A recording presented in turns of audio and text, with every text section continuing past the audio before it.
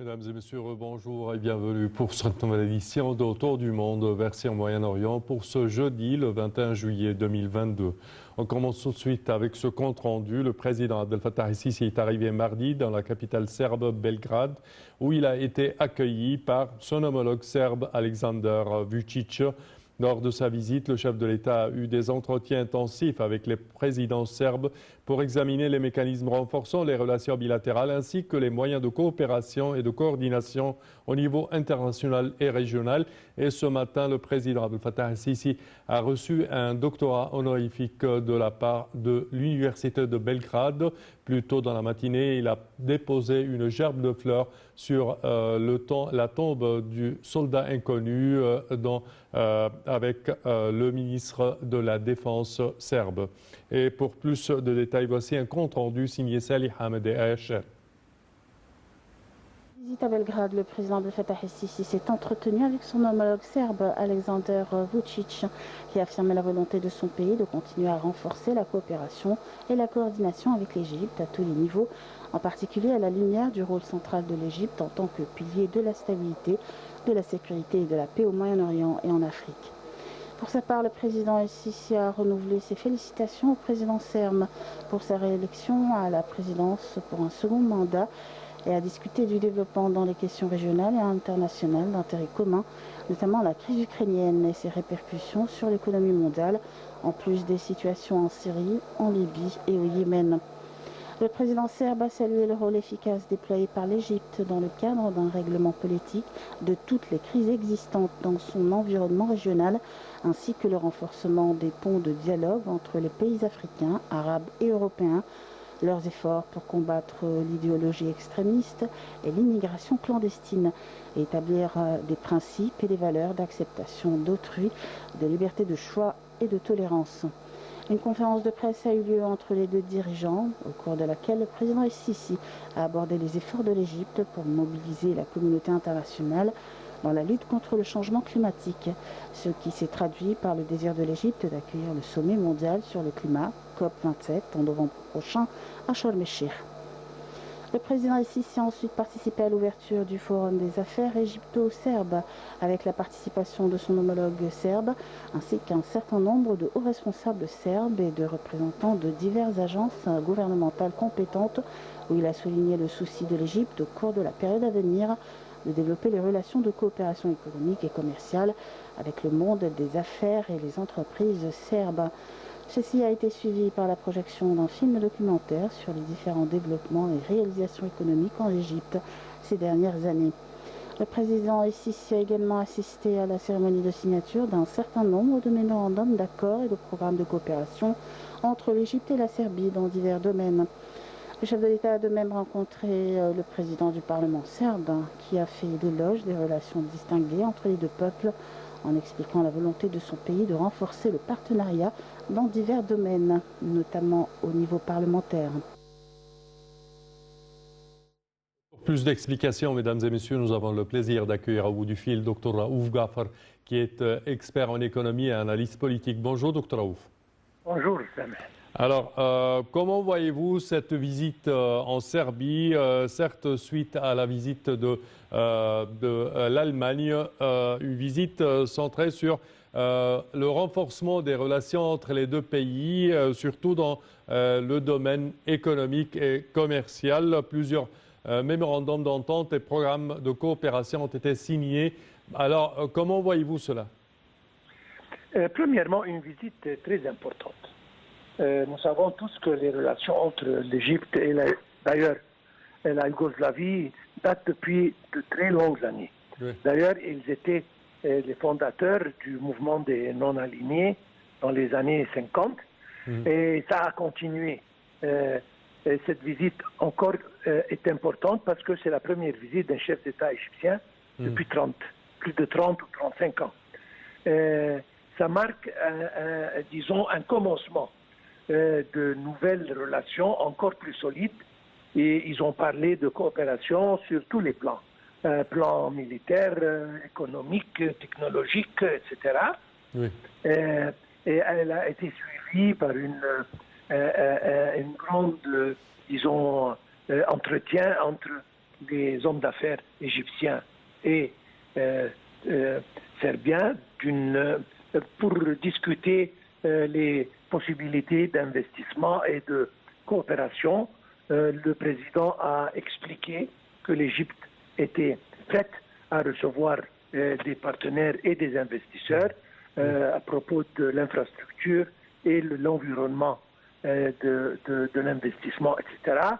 Et de l'autre part, le chef d'État serbien a bien dit que l'Égypte a apprécié, disons, l'Égypte pour son rôle pour trouver des solutions aux problèmes régionaux, aux conflits régionaux et internationaux en même temps, et le rôle important pour combattre et confronter le terrorisme et en général tout ce qui a fait avec fanatisme. Je pense que c'était une visite très amicale et très réussite. Et j'espère bien que d'ici le futur très proche, nous allons entendre de beaucoup de projets qui sont faits en coopération entre les deux pays. Parfait, docteur Avougafa, nous tenons à vous remercier de vos explications. Merci à vous. Je répète que vous êtes expert en économie et analyste politique. Et nous enchaînons, chers téléspectateurs, avec cette information. Le président Abdel Fattah Sisi s'était rendu à Berlin cette semaine en réponse à l'invitation du chancelier allemand Olaf Scholz pour participer les 18 et 19 juillet au dialogue sur le climat de Pétersbourg.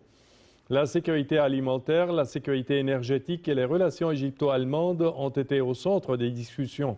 Ce dialogue constitue l'une des étapes importantes avant la 27e édition de la conférence de l'ONU sur le climat prévue à Sharm el-Sheikh COP27 en novembre prochain. Dans son discours, lors de l'ouverture du dialogue, le président Sisi a souligné que la COP27 se tient au moment où le monde affronte de grands défis comme la crise énergétique et alimentaire qui se répercute sur de nombreux pays en voie de développement, l'accumulation des dettes et les effets négatifs de la pandémie de Covid-19. Le président Sisi a souligné que le Caire avait pris des mesures pour s'adapter aux effets du changement climatique. L'Égypte fera tout son possible pour atteindre l'objectif de 1,5 degré pour réduire les émissions de gaz à effet de serre afin de faire face au changement climatique. Fin de citation. Le président Abdel Fattah Sisi a participé aujourd'hui à Berlin à une table ronde avec des représentants du monde des affaires et des dirigeants de grandes entreprises industrielles allemandes, ainsi que de plusieurs hauts responsables allemands en présence des ministres des Affaires étrangères, de l'électricité et des énergies renouvelables, de la planification et du développement économique du pétrole et des ressources minérales, des transports, du commerce et de l'industrie.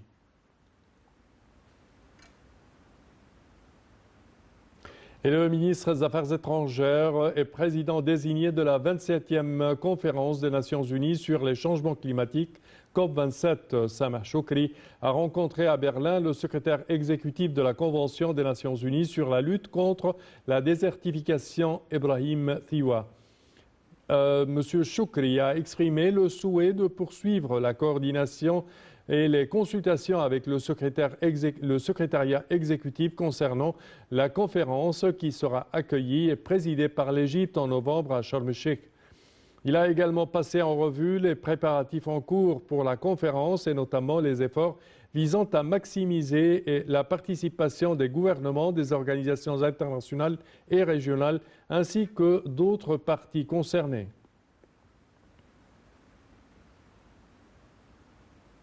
Et nous passons au Yémen. La milice Houthi, soutenue par l'Iran au Yémen, a injustement assiégé la ville de Khoubza dans la province d'Al-Baïda au sud de Sanaa et bombarde sans discrimination les habitants avec des chars et d'artillerie. C'est ce qu'a déclaré hier le ministre yéménite de l'Information. Le ministre considère les actions des Houthis comme un crime de guerre à part entière et mentionne qu'ils blessent les femmes et les enfants dans ces régions et détruisent plusieurs maisons. Je cite, « Le crime odieux des Houthis commis sous la trêve négociée par l'ONU confirme leur indifférence face aux appels à la désescalade et aux efforts pour apaiser les souffrances des Yéménites », a-t-il déclaré. Il exhorte la communauté internationale ainsi que les envoyés de l'ONU et des États-Unis à condamner cette attaque brutale et à exercer une pression sur la milice Houthi pour qu'elle mette fin aux atrocités, à poursuivre les auteurs de ces actes devant les tribunaux internationaux, à lever immédiatement le siège de Khoubza, à ouvrir des couloirs sûrs pour les citoyens et permettre aux blessés de recevoir des soins. Et des militaires de haut rang de l'Est et de l'Ouest de la Libye, réunis pour la première fois à Tripoli, ont appelé mardi à unifier le commandement des deux armées, une mesure qui pourrait sceller la réunification des forces armées dans ce pays miné par les divisions. Le général Abdelrazak Al-Nadhouri, numéro 2 de l'armée de l'Est du maréchal Khalifa Haftar, a effectué une visite inédite lundi et mardi à Tripoli pour rencontrer son homologue de l'Ouest, le général Mohammed Al-Haddad.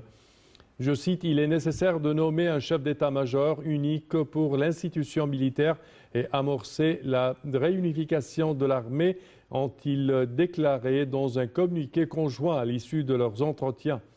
La rencontre a permis de faire avancer les travaux de la commission militaire conjointe 5+5, composée de 5 militaires de chaque camp, notamment sur l'épineux dossier de la présence sur le sol libyen de milliers de mercenaires et de combattants étrangers. Leur départ était prévu par le cessez-le-feu signé par les membres de cette même commission en octobre 2020. Ils ont également convenu de mener des patrouilles aux frontières, notamment dans le sud, pour endiguer les flux de migrants, les réseaux de passeurs et trafiquants en tout genre. La mission d'appui des Nations Unies en Libye, MANUL, s'est félicitée dans un communiqué de cette réunion et du dialogue important entamé, s'engageant à continuer à soutenir les pourparlers sur le volet sécuritaire de la commission militaire conjointe 5+5 et la mise en œuvre complète de l'accord du cessez-le-feu. La conseillère spéciale du secrétaire général de l'ONU pour la Libye, Stephanie Williams, a de son côté salué sur les réseaux sociaux l'esprit de coopération et de compromis des deux militaires, disant un modèle pour la classe politique. Deux gouvernements rivaux se disputent aujourd'hui le pouvoir en Libye, l'un basé dans la capitale Tripoli et l'autre à Sirte. L'Est et une partie du Sud sont contrôlées de facto par le maréchal Khalifa Haftar, qui avait tenté en vain de conquérir militairement l'Ouest libyen en 2019-2020.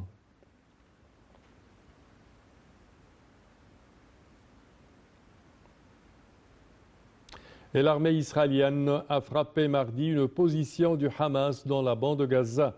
Un témoin a rapporté avoir vu un site du Hamas être visé par plusieurs frappes à Beit Hanoun, dans le nord de Gaza, micro-territoire de 2,3 millions d'habitants.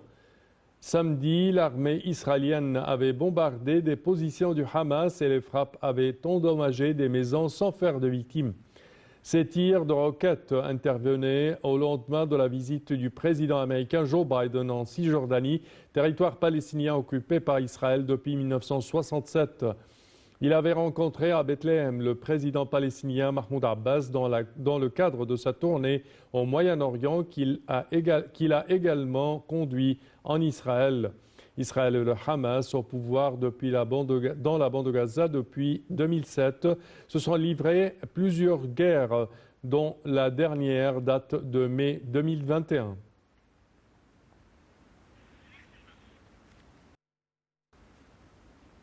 Et ceci conclut, chers téléspectateurs, notre édition d'aujourd'hui de Autour du monde, version Moyen-Orient. Je vous remercie de votre attention et je vous donne la semaine prochaine rendez-vous à la même heure. Au revoir.